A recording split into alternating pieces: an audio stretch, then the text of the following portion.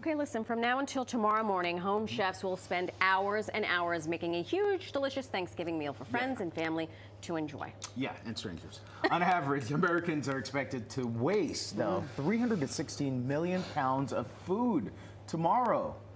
That's a big deal when it comes to contributing to greenhouse gas emissions, which fuel climate change, of course. To avoid food waste, put those leftovers to use in your belly. In your belly. And this is the guy. He's the one to show us the way. Oh my God, all the way from the sous chef from hell. I forgot that was your moniker. The sous chef from Hell's Kitchen. I repressed it because I don't want you to be in Hell's Kitchen. I want you to be in our kitchen. Welcome back, It's not a bad place. Thanks for having me. Yeah, I'm excited to be here. Listen, big night. You do this for a living. Do you also do it for your family? Yes, so I'm actually hosting tomorrow. You are? Yeah, so I got my work cut out for me. Have you started? No.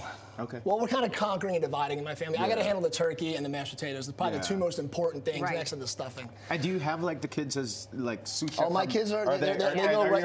I put them to work. Rough? Absolutely. I got to put them to work. So yeah, so I'm hosting. Yes. I'm hostessing. You're hosting. Yes. Tomato. Brass tacks. Yeah. What's the trick to not dry out the bird? Okay, so I'm an old-fashioned guy. I like doing the whole turkey. I don't deep fry it. I don't spatchcock it. I don't stuff it. That's the big thing. Don't stuff your turkey. Put the stuffing somewhere else. It comes out 10 times better. But here's what I do. Here's a trick. Salt it ahead of time. I don't brine my turkeys. I salt them 24 hours in advance, and I cook them when they're at room temperature. 15 minutes per pound at 300 degrees, and then you raise the temperature up to about 350. You brush it with a little bit of butter. About 20, 30 minutes, you get that skin beautiful and crispy, and it comes out perfect every time. Every year, my turkey comes out. I mean, you just confirmed all the research I have spent months doing, so it's true. It works. You chefs actually know what you're doing. No stuffing inside. No stuffing. It cooks evenly that way. No stuffing. Smart. All right. All right. Okay. Any last... yes. Tips? Yeah. You're going to ask me? Yeah. What if the bird's still flying at this point? Say that again? If the bird is still flying? Yeah, you got to chop its head off. No, so tips is, listen, the hardest thing about tomorrow for everybody, and we have to deal with this in restaurants all the time, you never have enough space. There's, just food everywhere. You just got to get organized. What I would say is do all of your chopping and sauce making today, okay? So you got to just put things together tomorrow. That's all you should be doing, focusing on the bird and putting things together. Now, oven space is going to get tight. Anything that's going in a casserole, what I would do is get that in the oven early and put it in a cooler. No ice, just in the cooler, line it with some towels. You can stack your casseroles in there. They'll stay plenty warm until it's go time. Quick flash in the oven once the turkey's out. Okay, one last question. Yes.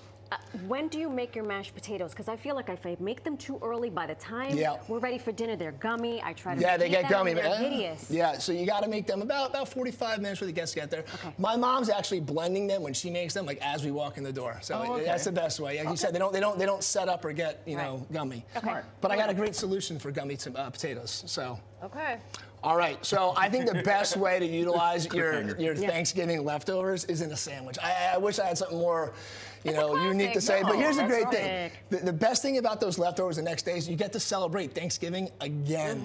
And the cool thing about a sandwich is that the entire meal is in every single bite that you have. Well, Candace would like to have a word with Thanksgiving. So here's the deal. So those mashed potatoes, they never reheat properly. They're kind of that one-off, and I figured, well, if I'm going to make a sandwich, I wish I could use the potato a different way. So what I did was I made a mashed potato waffle. And I added some cheddar cheese, some scallions, some paprika. So, and it's not every... And listen... It's not any regular sandwich. It's no.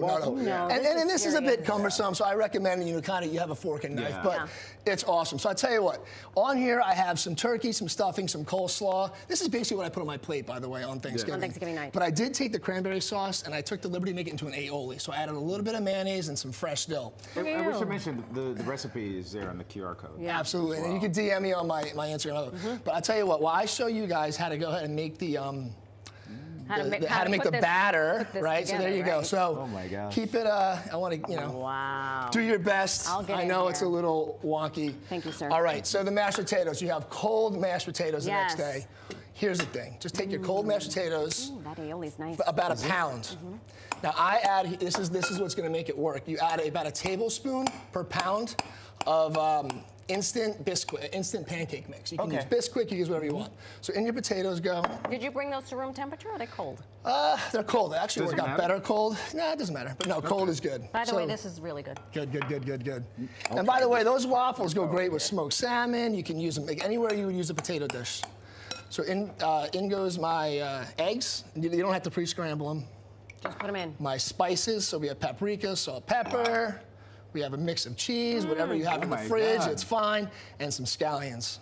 All right? You have a heavy hand. I do. And you know what? This recipe is pretty forgiving, you know? I was going to say, that's the best part of the whole sandwich, is the bread part, the waffle, the potato waffle. Yeah, and then it's different, you know? To put all that stuff in a waffle batter at all. Well, and you know, this is a great idea. You can do it too. You can add bacon to this. You can, you know, serve it with sour cream. You could serve it, you know, have it like as a chili. So, once your batter gets to here, is it socially acceptable to just lick that batter? It would be. You know, I'm a big spoon licker myself. Oh, yeah. Okay. But there is raw flour in it. So now, obviously, this isn't on. We got to do a little TV magic right now. But I would take this. And you put it in like that. Just like this, right in the center. Onto the center. Boom. Shut it. And be done and with now, it. you don't worry about not having it being a perfect circle. Okay, I thought there was an overhead. It doesn't have to be a perfect circle because that's a you know, more in your sandwich. It's okay to have a little rough edges. I actually think they look better like that. You can even do small ones, little canapes, whatever you want, you know? That's great. And so quick and easy. That's it. And then the other thing, like I said, the aioli, it's like, this is like really simple, but you just take a little bit of mayonnaise, equal parts. Yeah. Your mayonnaise. And your cranberry. Your leftover cranberry, because, you know. That's what this... It's better. It makes it more sandwich-like. Is cranberry a condiment or a side dish? Depends how it's prepared. You know, it's kind of funny. I like the canned stuff, the canned jelly. So I think it's a condiment. I think when it's a relish and there's actually fresh cranberry in there, I think then it constitutes as a side. But I think what you're making looks delicious. This was fantastic. I think you should rally to have this be on the Thanksgiving meal. I love it. Chef, always fantastic to see you. Thank you for having me. Happy holidays. Good luck. Same to you. Absolutely. Good luck to you guys.